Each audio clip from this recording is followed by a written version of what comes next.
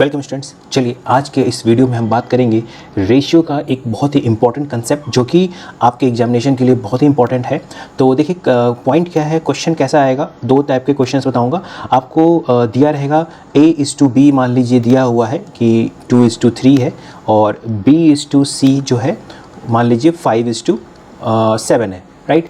तो आपसे पूछा जाएगा कि बता दीजिए A:B:C का रेशियो क्या होगा, राइट। तो देखिए इस क्वेश्चन को करने के दो मेथड है। फर्स्ट मेथड हम लोग डिस्कस करते हैं। देखिए यहाँ पे देखिए इन दोनों ही इन्फॉर्मेशन में यहाँ पे देखिए B कॉमन है, तो उसी तरह से सिमिलरली अगर यहाँ भी ये दोनों नंबर अगर सेम हो जाए तो हमारा काम ईजिली लिंक हो सकता है A, B, C तीनों का। अभी 3 और 5 को सेम आप कैसे बना सकते हैं, तो 3 और 5 का एलसीएम पे दोनों सेम हो जाएगा, तो 3 और 5 का जो एलसीएम निकलेगा, 3 और 5 का जो एलसीएम होगा क्या हो जाएगा, 15 हो जाएगा। तो इसका मतलब कि इन दोनों नंबर को मुझे 15 बनाना है। अब आपको ये भी पता होगा कि अगर हम किसी भी रेशियो के दोनों टर्म्स को अगर हम किसी भी नंबर से मल्टीप्लाई करें तो रेशियो में कोई फ़र्क नहीं पड़ता है।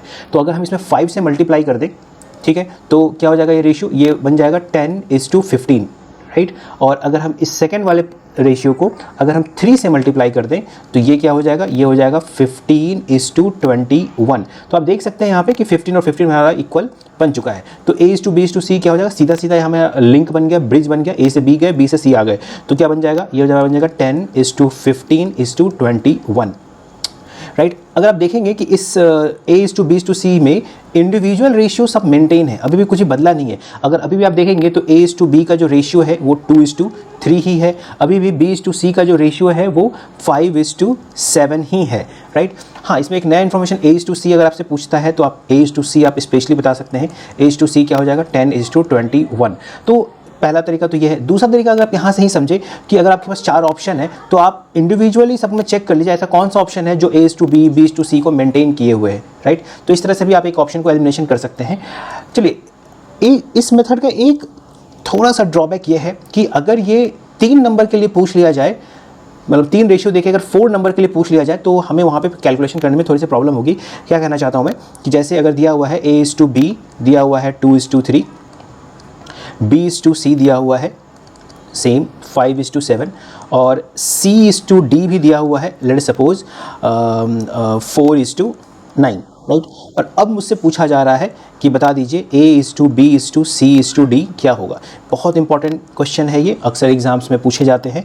तो यहाँ पे अगर आप फर्स्ट मेथड जो कि अभी आपको बताया इस क्वेश्चन के लिए, अगर आप यहाँ पे फर्स्ट मेथड लगाएंगे तो थोड़ी सी आपको प्रॉब्लम होगी। क्यों प्रॉब्लम होगी, आप देखिए यहाँ पे B और B कॉमन है, तो आपको यहाँ भी इन दोनों नंबर को सेम बनाना होगा। फिर नेक्स्ट अगर आप देखें तो यहाँ पे C और C कॉमन है, तो आपको ये 4 और 7 को सेम बनाना होगा। तो है ना, प्रॉब्लम हो सकती है आपको कि बेसिकली आप इसको अगर सेम बनाएंगे तो ये मिसमैच हो जाएगा, अगर इसको इक्वल बनाएंगे तो ये मिसमैच हो जाएगा। तो इस टाइप के प्रॉब्लम के जब आएगी तो आपके पास एक दूसरा मेथड होना चाहिए जिसमें कि आप किसी भी कितने भी नंबर्स के लिए आप रेशियो निकाल सकते हैं, 4 नंबर हो 5 नंबर हो आप निकाल सकते हैं। तो चलिए उस मेथड को हम लोग यहाँ पे अप्लाई करके देखते हैं कि मेथड क्या है। देखिए तो जैसे कि यहाँ पे 4 नंबर है A:B:C:D, तो आप यहाँ पे 4 नंबर लिख लीजिए A:B:C एंड D, ठीक है। फर्स्ट इन्फॉर्मेशन क्या है, A:B क्या है 2:3, तो हमने यहाँ पे लिख दिया 2:3। अब यहाँ पे जो C और D जो खाली है तो ये अपने जो नियरेस्ट जो इसका नंबर अवेलेबल है उसको कॉपी कर दीजिए। यहाँ पे 3 है तो यहाँ पे भी 3 लिख दीजिए, राइट। फर्स्ट पॉइंट हो गया। सेकंड हमारे पास इन्फॉर्मेशन है B:C क्या है 5:7। अब हमारे पास यहाँ पे 2 इन्फॉर्मेशन खाली है, तो इस ब्लैंक के नियरेस्ट कौन सा डाटा है 5, तो आप इसके यहाँ पे 5 कॉपी कर दीजिए। इस ब्लैंक के नियरेस्ट डाटा कौन सा है 7, तो आप इसको यहाँ पे 7 कॉपी कर दीजिए। नेक्स्ट है 4:9 C:D, तो ये हो गया 4 और ये हो गया 9, ठीक है। और यहाँ पे हमारे पास फिर से 2 ब्लैंक स्पेस है, तो नियरेस्ट डाटा कौन सा है 4, तो आप यहाँ पे दोनों जगह पे 4 कॉपी कर दीजिए।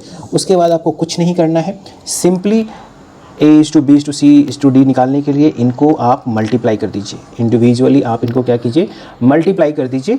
चलिए मल्टीप्लाई करके देखते हैं क्या मिल रहा है। सो 5 2 जा 10 into 4 40, so this is the 40, this is the 15 4 जा 60 and this is 21 into 4, that is the 84, and this is 21 into 9, that is the 189. so this will be the ratio of A:B:C:D। फिर से अगर आप ध्यान देंगे तो अभी भी A:B का वही रेशियो है जो यहाँ दिया हुआ था, that is the 2:3। B:C का वही रेशियो है जो दिया हुआ था, that is the 5:7, and C:D का वही रेशियो है जो दिया हुआ था, that is the 4:9। But combined अगर आपको निकालना हो तो आप इस तरह से निकाल सकते हैं। यही रूल आप 3 नंबर के लिए भी अप्लाई कर सकते हैं, बिल्कुल कर सकते हैं। A B C 3 नंबर था, हमने लिख दिया।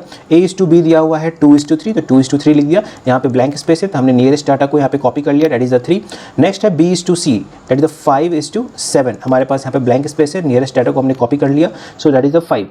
बस कुछ नहीं करना है। अब यहाँ पे आपको क्या कर देना है, इसको मल्टीप्लाई कर देना है। सो दिस इज़ द 10, यहाँ पे इसको मल्टीप्लाई कर दीजिए, 10:15 यहाँ पे इसको मल्टीप्लाई कर दीजिए, दैट इज़ द 21। तो आप देख सकते हैं हमारा सेम आंसर पहले भी आया था, 10:15:21।